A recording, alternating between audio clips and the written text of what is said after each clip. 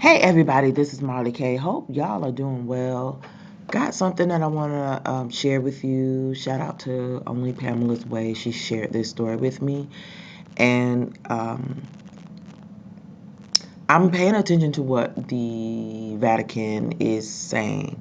Now, this came out in 2020, what I'm about to share with you, but it is extremely important that you pay attention to it because it shows how methodical these people are, how they have planned what is happening to America now. Um, it demonstrates how, there's a confederacy against us. Everybody across the globe is team ignore and neglect the Negro, the African American, so-called black people, um, Israelites, the children of the Most High, the chosen people. We have to acknowledge things for what they are, and as you detach from this system, as you come to the realization that you've been lied to for your entire lives, and your parents have, and their parents have, and their parents have. We are not that many generations uh, removed from slavery, but because we have freedom of movement, but our minds are and have been enslaved or are in bondage. It's just very difficult to wrap your mind around how methodical these people have been in ensuring that we never get out of bondage in this babble of, or word salad and word soups that they like to do to um, confuse everybody to push forward their ultimate goal, which is this new world order agenda. It's just really disheartening. But we understand prophecy, those of us who are awakened. We know who we are. We know what time it is. And so we look at these things, and we just see them for what they are. But also to look and see how these people plan ahead. And I want to share this story with you because, one, it happened, it came out in 2020, but it's 2024. It shows you that these people have playbooks, literally books that you can go pick up and read, and they'll tell you what they're doing.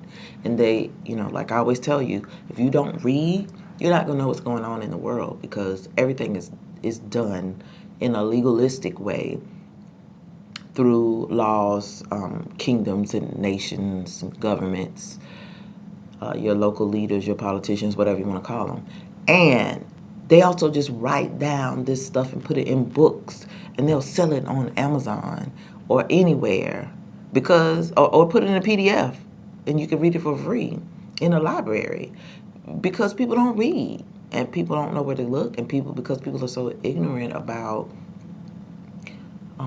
how much deception is out here, that they just are very trusting and naive. And I say that because I have been that way too, but now I'm just like floored at how overtly perverted and demonic these people are.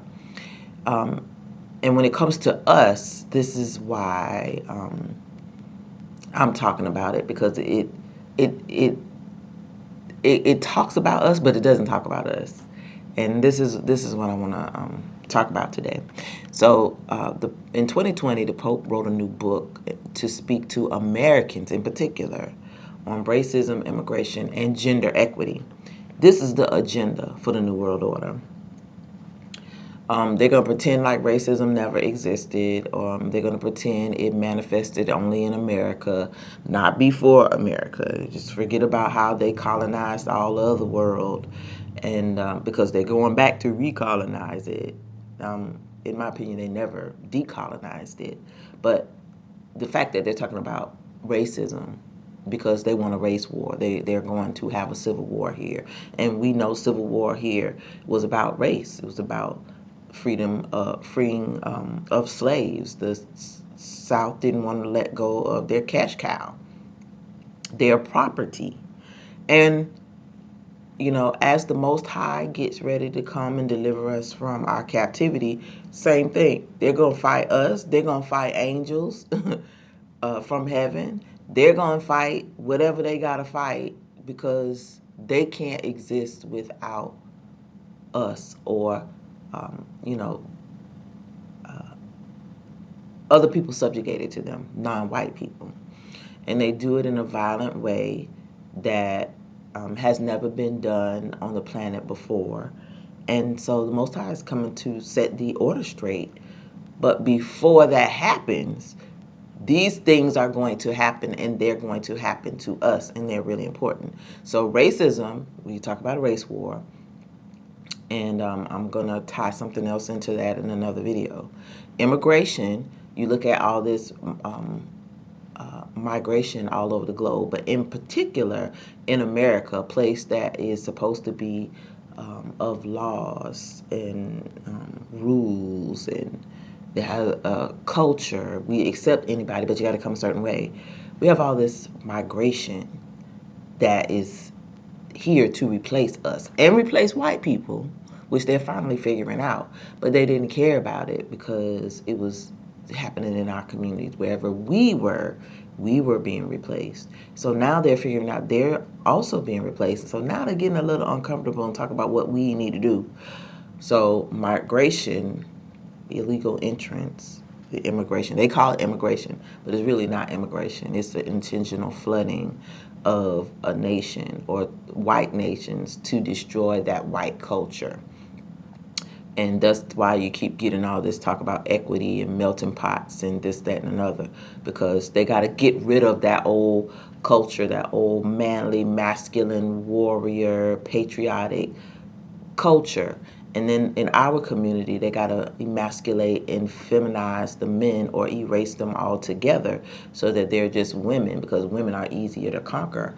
Women will go with whoever will provide for them. And so that means if it's a white man and he's going to provide, and she'll whiten her lineage, and her children will become white, and she'll eventually disappear.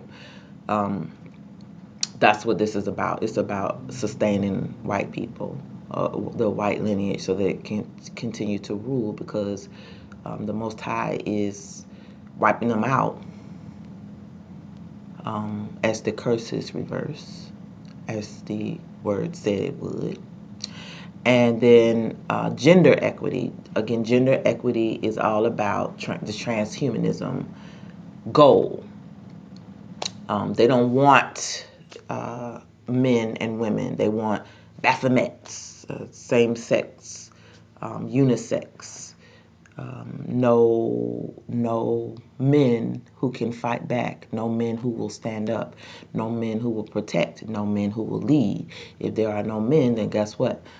Women can't lead like men. Women don't build nothing. Women don't make nothing. Women haven't made societies. Men have built everything from the beginning of time. And even when it comes to the creator, he's a he. He ain't no woman. He ain't no unisex nothing. He's a man. And he assigned us genders. So, everything that the Vatican, the popes do is anti the Most High. And so we have to pay attention to what they say. We have to pay attention to who they focus on and the reasons for it. So again, this is from 2020, and here we are in 2024, and we are living the playbook. So it's really important that you wrap your mind around the fact that these people plan a lot of this stuff so that we can be inside not paying attention, because I didn't know nothing about no book until it was shared with me. But that's neither here nor there. So this came out December the 9th, 2020, and I will put a link to this in the description. So it says Pope Francis, the first pope from the New World. And I find that ironic that we're going into this New World order, the final order. and the last one where they are probably going to lead it. So it says, has a more expansive view of what we call the Western world than his predecessors.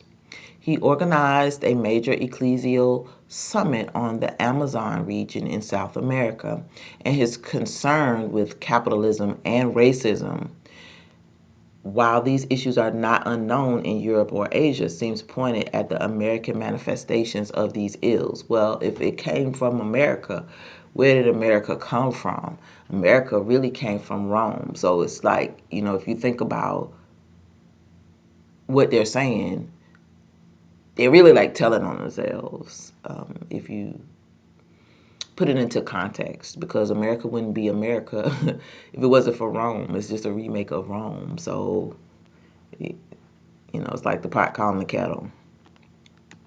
We could see this in Francis's new book, Let Us Dream, The Path to a Better Future, published December the 1st, as he weighs in on the COVID-19 pandemic, as well as controversial topics such as the military spending, abortion, police violence, the treatment of migrants and refugees, protest movements, and the role of women. Readers will be surprised how relevant the book's message is to American Catholics and the country's leaders. Of course it is, because everything that is relevant comes from them. They pull all the strings. The Jesuits run everything. So they run our politicians. They run our government. They created all these different religions that got people all sleepy and crazy. So, of course, it sounds relevant.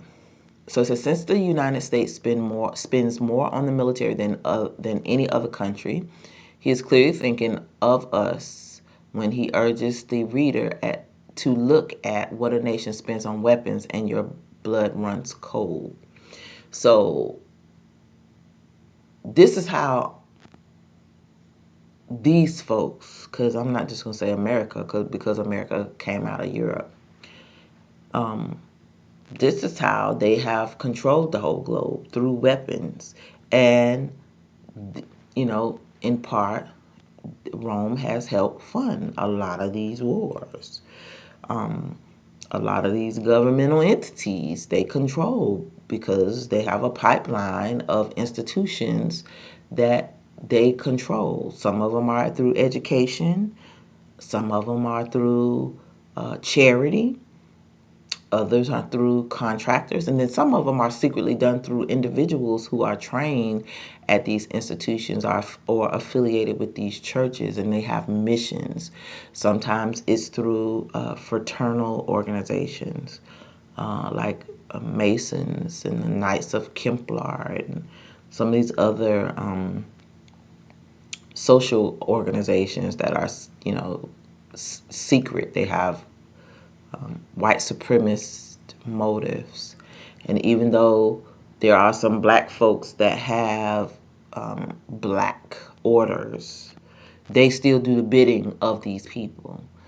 They act as gatekeepers. So we have to understand that nothing is by accident. Everything is meticulously planned. And we just have to wake up and see it for what it is. So it says, and since we produce and sell more weapons than any other country, his condemnation of the arms trade hits home. The astonishing amounts spent on the arms trade could be used to feed the whole human race and school every child, he laments. Arms spending destroys humanity. He also recalls his 2015 address to Congress, in which he condemned capital punishment and expressed his shock that every Christian tries to justify it. I'm just going to leave that alone. Francis also believes COVID-19 should be taken seriously. He notes that the pandemic has hit women harder, of course, because they fought for this gender equity and feminism. So the workforce now focuses on women. Everything focuses on women. Education focuses on women. Entertainment focuses on women. Everything is about women in the LGBTQ plus communities, and basically erases, ignores, or nullifies the roles of men masculine men. So there's this constant pivot or focus on women. It has been like that for quite some time, and it's intentional because it helps get you closer to where there are no lines, transhumanism agenda, because they are more likely to be on the front line of the pandemic as healthcare workers. They are also harder hit economically, he said. At the same time, he reports, quote, the countries with women as presidents or prime ministers have on the whole reacted better and more quickly than others, making decisions swiftly and communicating them with empathy, end quote. So this is not necessarily true, because a lot of the nations that have female leaders are not white nations, and they did not take the lollipop. So their people fared very well. A lot of the white nations, European nations, Western nations that had female leaders, they went right on and gave out lollipops and did all that stuff. And a lot of their people are passing away or have been being yeeted. And it's intentional because it's part of the P0pe plan. And it is also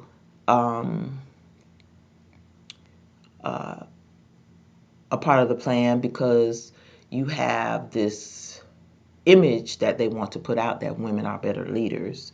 So no matter what happened, they're always going to sell the women as better because the agenda is that women now are better leaders than men. Even though you go back through history, it has shown time and time again that's not always the case, especially with European women. So it says his experience has taught him that women, quote, women in general are much better administrators than men. They understand processes better, how to take projects forward. So, they are conflating things here. Yes, we are better administrators. We are detailed oriented. It does not mean we are better equipped to take projects forward. We just have a different skill set.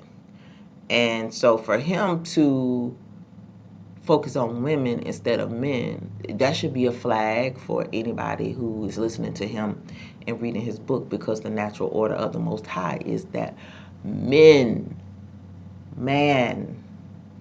first man created man. He didn't create no woman. Women were created to help men as a help mate. We don't lead nothing. We're not better. We complement each other. There is no better, but there is an order. And what he's basically saying is that the order that he, speaks of is not right. And for him to just outright say that women make much better administrators than men is very alarming to me, to anybody who reads the Bible, or Torah, because that's not any order that the Most High has. He's never said that. Never.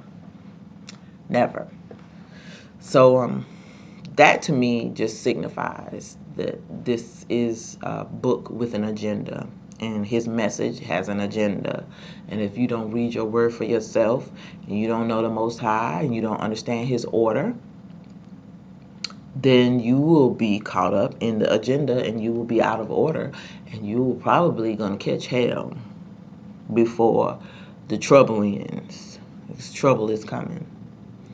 And I can tell you without a doubt, very few women are going to be prepared mentally or physically to deal with what is coming.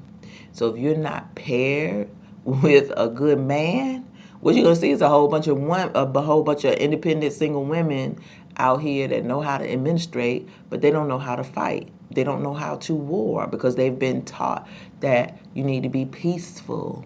And their form of huffing up and being masculine is just about being vocal. But when it comes to warring with your hands and strategizing and understanding,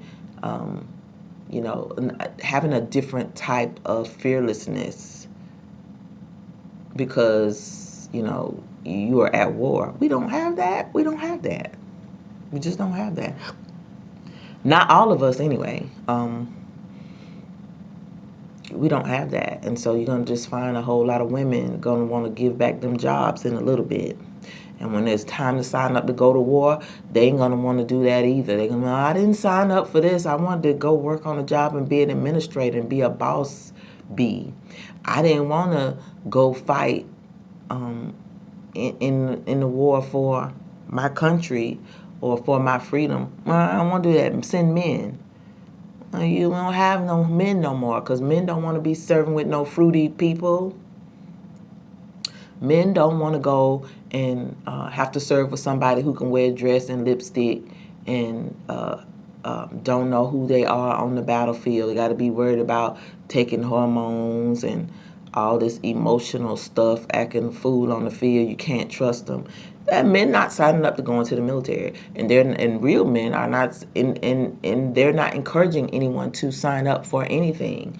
They're like, if women say they got it, then let them have it. Let's fall back. That is the message that most men, masculine men that I know, that's what they're saying.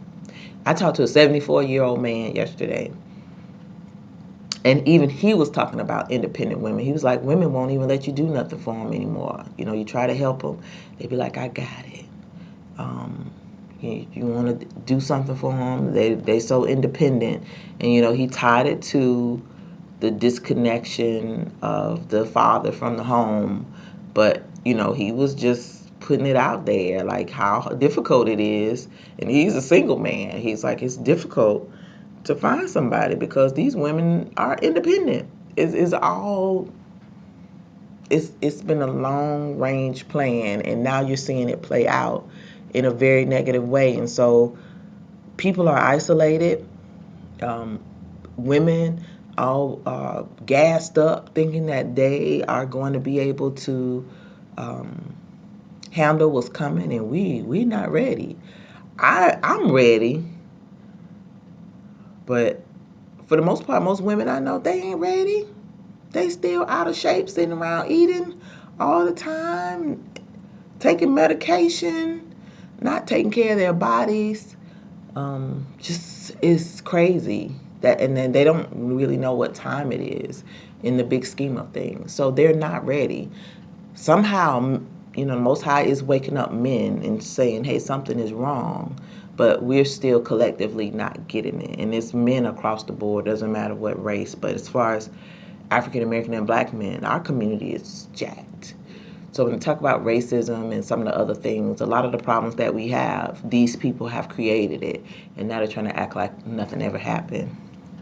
So anyway, he says the Pope singles out women economists for special praise as their, quote, fresh thinking is especially relevant for this crisis, end quote. Of course it is, because they all have a purpose. Everybody is selected for a reason. His comments seem to align with, listen to this, President-elect Joe Biden's nomination of women to top economic jobs in his administration, including the first female Treasury Secretary, and women named to head up the Council of Economic Advisors and the Office of Management and Budget. So this is important because, again, it just shows you Papa is a Catholic. He was selected for a reason. You look at what he's talking about. Their agendas align perfectly. You look at the agenda of Papa, and you look at the agenda of this book. Same exact agenda. So that's how you know who's running things. So it says he refers to economists such as Mariana Mazzucato and Kate Raworth, who have influenced his thinking by challenging our, quote, our culture's unthinking obsession with growth in gross domestic product, GDP, as the single overriding goal of economists and policymakers, end quote. Women should also be listened to in the church. Boop, boop, boop, boop. You already know we're supposed to be quiet in church. That's what the book says. So, again, here is another message that is incorrect. But if you don't read the word and know it for yourself and have it in your heart, where you know that you know. So everything that the Most High says, they want to do the opposite, and that's something that you just have to get in your spirit with what's coming, and you're gonna be looking crazy. But if you know that you know, you're going to have to take a stand. Everything that these people are going to want us to do is going to be the opposite of what the Most High wants. And if you think this way and you do the opposite of what they say, then, you'll be okay. But if you don't, then you're going to have a problem. So it's time to really wake up and pay attention to what's happening.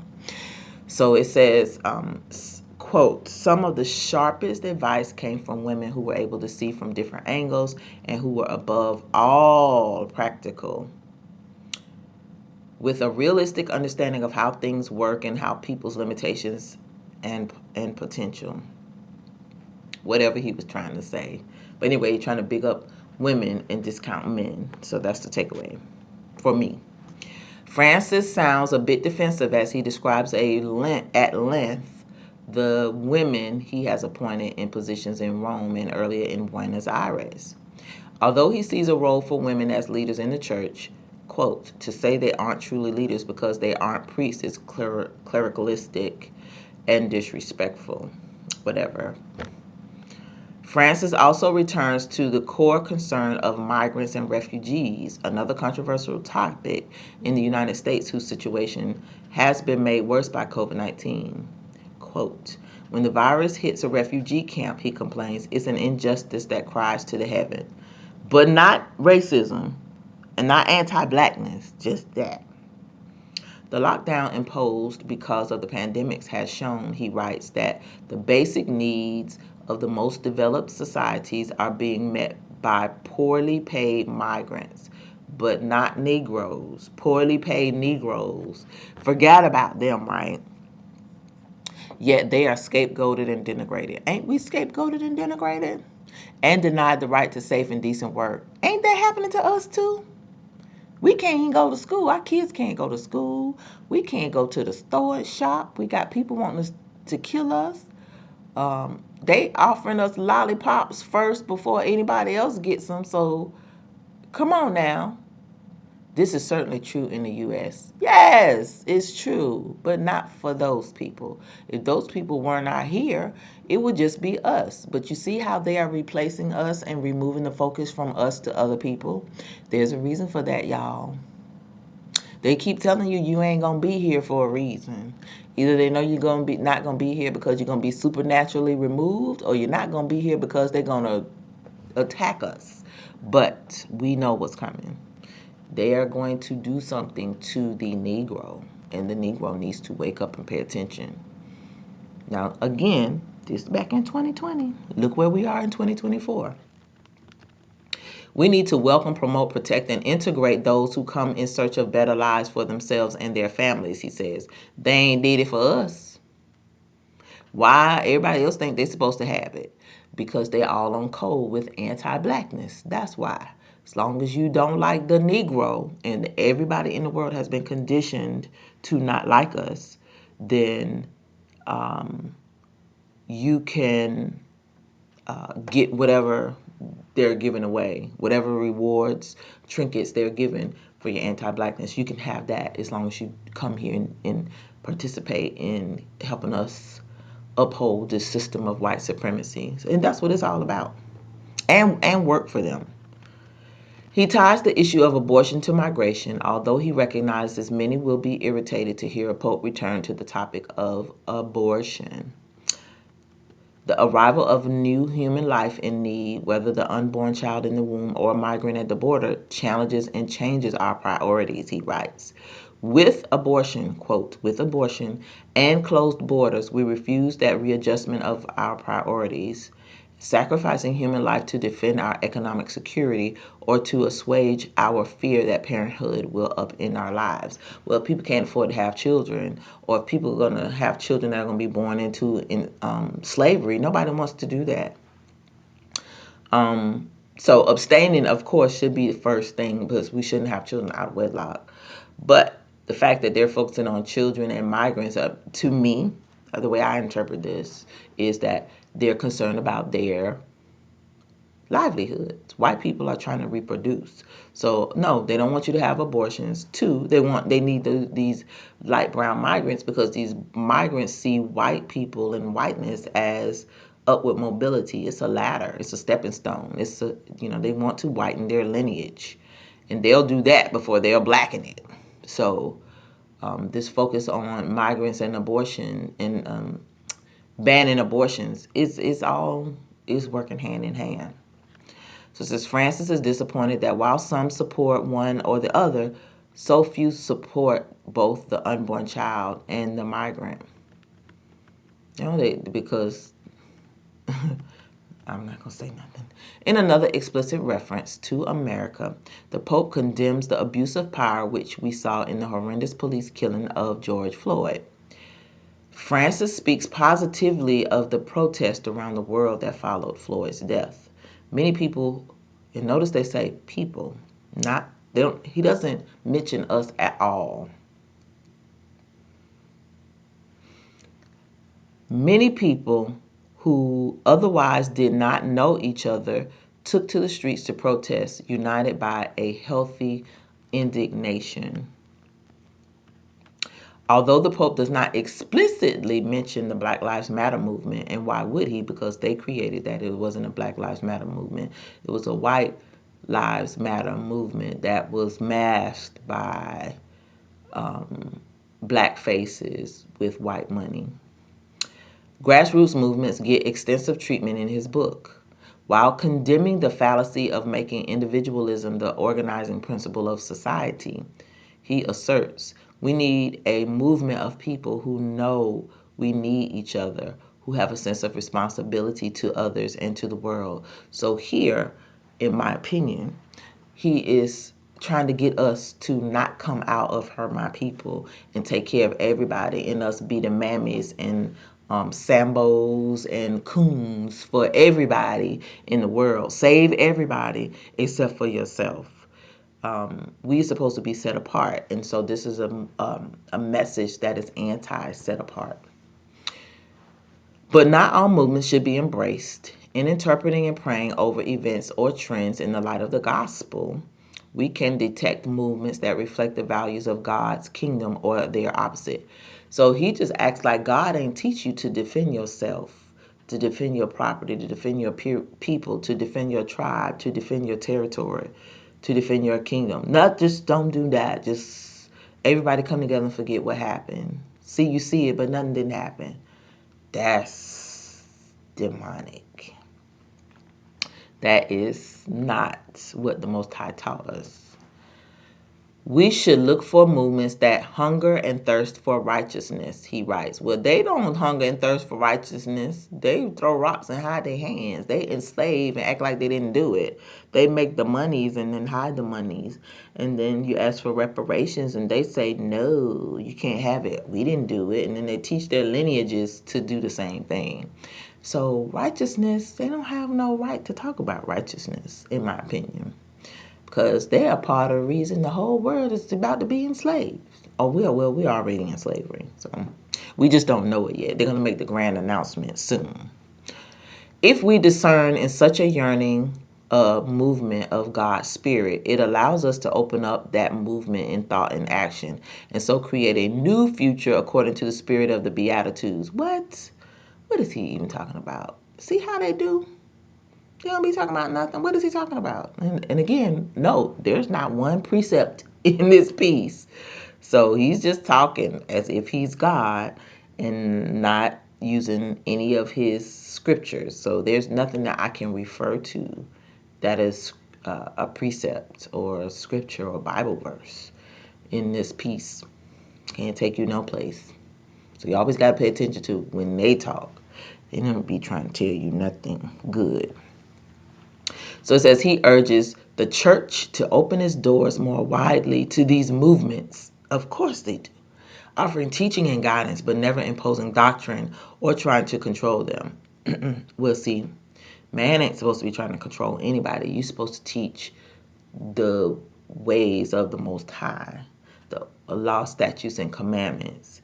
And that is counter to what they teach because they've changed their commandments.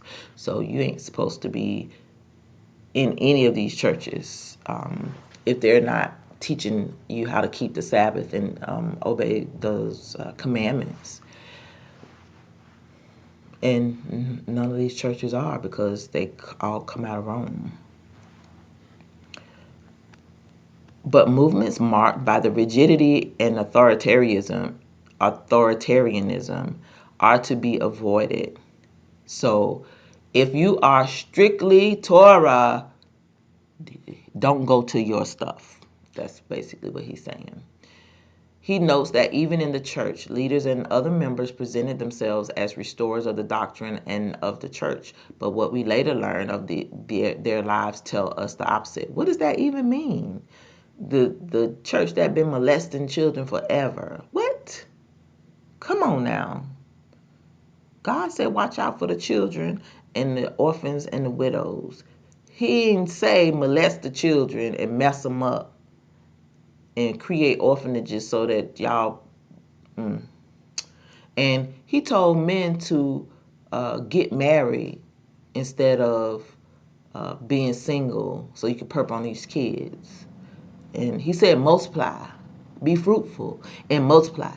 Not go up in a monastery or in this church and just preach and live a life of secret pedophilia and abominations. Really? Also to be avoided are movements that bring out an angry spirit of victimhood, he writes. So you know they're talking about us. He writes, calling out groups that refused to wear masks and protested, refusing to keep their distance, marching against travel restrictions. Oh, he's talking about white people. As if measures that governments must impose for the good of their people, there's that common good thing, constitute some kind of political assault on autonomy and personal freedom. Now that we know that they've been lying, yes, it did. Francis also urges those who want to tear down statues to slow down. Oh, you got to slow down. Tearing down history. Because the history of oppression must stand. Because it encourages the pilgrims to fight for that. Those who pulled down statues did so to draw attention to the wrongs of the past and to deny honor to those who committed those wrongs, he acknowledges. But this should be done through consensus building. Why we got to have consensus for oppression? Come on now. This is why we can't get nowhere.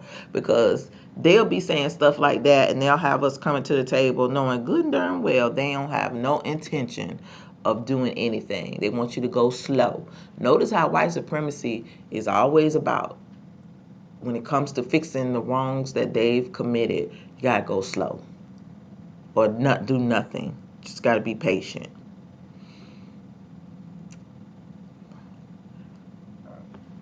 So it says, but this should be done through consensus building by debate and dialogue rather than acts of force. He writes, look, they want you to have dialogue and debate and don't use force, but they want to force you to do something. They're going to force you to take the lollipop or you don't have your job. They're going to force you to obey them or they're going to take you to the detention camp and cut your head off.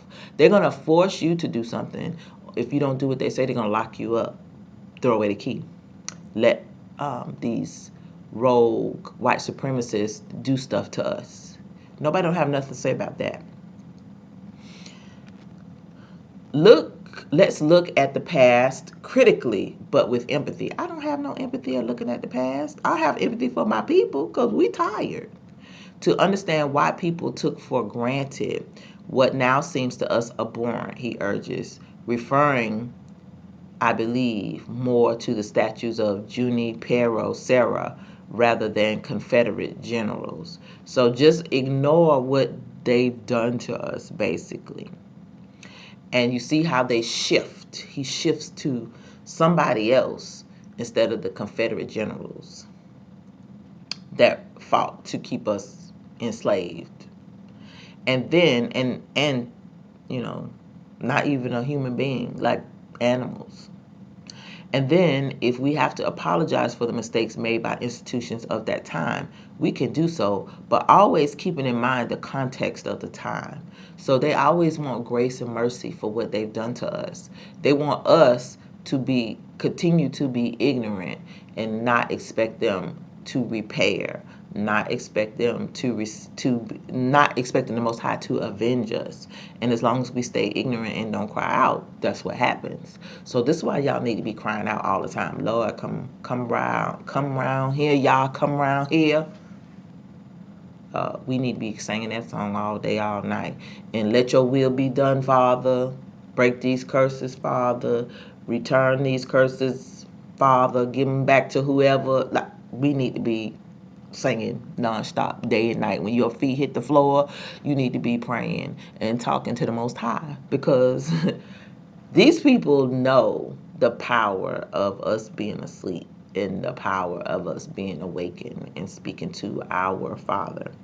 So it's imperative that, we understand we have to communicate with the Most High a lot now, because this from 2020.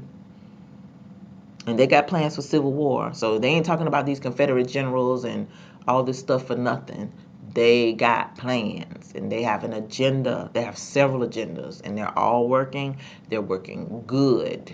So wake up, people. So it says Francis sees in such movements a source of moral energy, a reserve of civic passion, capable of revitalizing our democracy and reorienting the economy. Where is the Pope worried about money in the economy? Come on now. We're supposed to be dependent on God for all our needs. But we got to depend on the economy. Come now. Come. Dead cat on the line. He sees them as an army with only weapons of solidarity, hope, and a sense of community. Not one time did he tell you to get on your knees and pray to the Most High, to the Creator, to protect you, to provide for you, to keep you safe from harm, to destroy any weapons formed against you. Like, none of that. Nothing. He just be saying stuff. That don't make no sense. So it says, these are encouraging words for young Americans. So these words are for young people. For old people, they already know. We know it's some BS because we have lived, we have experienced the democracy, we have had our money taken from us, we have been sold dreams that have turned into nightmares. So we know better. We ain't finna be buying their wolf ticket. So they're talking to the young people, which is why you got to talk to your young people. So anyway, this is from Jesuit Fr. Thomas Reese, who is a columnist for Religion News Service and the author of Inside the Vatican, the Politics and Organization of the Catholic Church. So anyway, I want to share this with y'all so y'all can see these people been planning and plotting what's happening today, way back when, since 2015. He basically told you in the thing. He came to Congress and spoke. And this is during the Obama administration now. And notice he's not a Catholic, but he's chosen because of his white bloodline. And then they selected P0pe. So you see, P0pe is in place so he can do the bidding. He's a Catholic. And even Trump then went to visit the man. So everybody's on code. If you thinking, if I vote for this one, I vote for that one, this one gonna be better. They all are playing from the same playbook. It doesn't matter what one says. They got something for the other side, and then they have an alternative for folks who choose neither side, so that no matter the outcome, or no matter which side you choose, they're going to get the outcome that they want. It could be multiple things that happen, but the end result is they're going to always be able to step in and offer you the solution to the problems that they create. So here you got, they're talking about racism, immigration, and gender equity. And you look at where we are in 2024, you look at all the bills that were passed for different groups of people over the last 4 years, and who wasn't helped, who was ignored, who has been targeted, who has been defunded, who has had their communities basically taken over, gentrified, or flooded with migrants. Us. Who's being replaced? First, us. Who are they targeting for the race war? Us. So you got to understand that these things are not prophetic.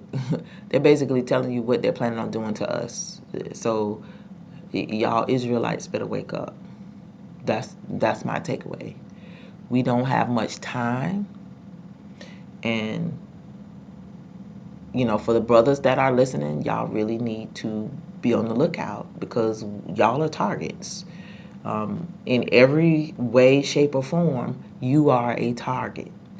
And then beneath you, your families, your children, your daughters, your sons, your whatever, everybody's a target. We're all targets, but you're the number one target, because they get you out of the way, they can conquer the rest of us easily. So it doesn't matter how old you are. We need y'all brothers to be on guard and vigilant, because things are about to get rough around here, and folks are going to target us, even though we have nothing to do with any of this. It's the perpetual hatred of Jacob, and the troubles are getting ready to come. So don't think that you're going to be able to escape. There's going to be some rapture come swoop you away. Ain't going to be no rapture. Things are going to play out prophetically, and we just got to be ready for it. The Most High has taught us what we need to do, what we need to say, what we need to be looking for. He's given us all sorts of clues and signs. Look for them. They're everywhere. Obey what he said do during these times, and we'll be okay. But even if we're not okay, we're not losing anything here. We're supposed to come out of this system. We're not losing anything. Our reward is coming. We just need to make it through this period and endure to the end. So pay attention to what the Pope is saying, because like I said, this is from 2020, but he's saying even more now. So wake up, family. We are in the midst of this new world order, and we are being targeted. We're being excluded and targeted at the same time. So don't think these people are just talking. And please don't get caught up in all this other stuff. It's a whole lot of other agendas going on at one time. You got to understand these alphabet agencies are doing what they do. So you got to stay focused. You got to try to not be psyoped. So be mindful of what you put in your mind. Be mindful of what you put before your eyes. Be mindful of what you read. And be mindful about the people that you are around. Don't hang around sleepwalkers too long, because you might fall asleep yourself. All right, this is Marley K. Love y'all. Please like this video, share it, and subscribe to the channel. Hit that bell notification so that you'll be notified each and every time I upload new content. Make sure you are still subscribed to the channel, because I'm not getting any new followers. I've been at 600 people since the last time I told y'all I just got to 600. I'm still at 600. So my channel is heavily suppressed. We're all being suppressed, especially Black watchmen. So share these videos out. Even if it's just copy the link and send it to people on, social media platforms. But we gotta do something to try to wake up our people, because they're getting ready to shut everything down, and there won't be any information to get. So while you can, if you can, subscribe to some programs and record stuff, put it on flash drives, do whatever you got to do so that you'll have proof of what what has been transpiring, because people are not going to believe it. And if you don't record it and show it to people, a whole lot of people are just not going to believe what you say when you do say it. So anyway, keep prepping, keep praying, keep seeking the Most High, obey those laws, statutes, and commandments. Learn the laws, statutes, and commandments. Repent for your sins daily, sins of commission and sins of omission. Make sure you are crying out to the Most High, because we need to get up out here. Or, even if we can't leave, we need the hedge of protection, his hedge of protection around his people, because they're getting ready to come for us. And we're going to have all sorts of things coming at one time. We see the playbook. There's nothing we can do about it except for cry out to the Most High. So keep crying out, family. All right, this is Merica. Love y'all, and I'm out.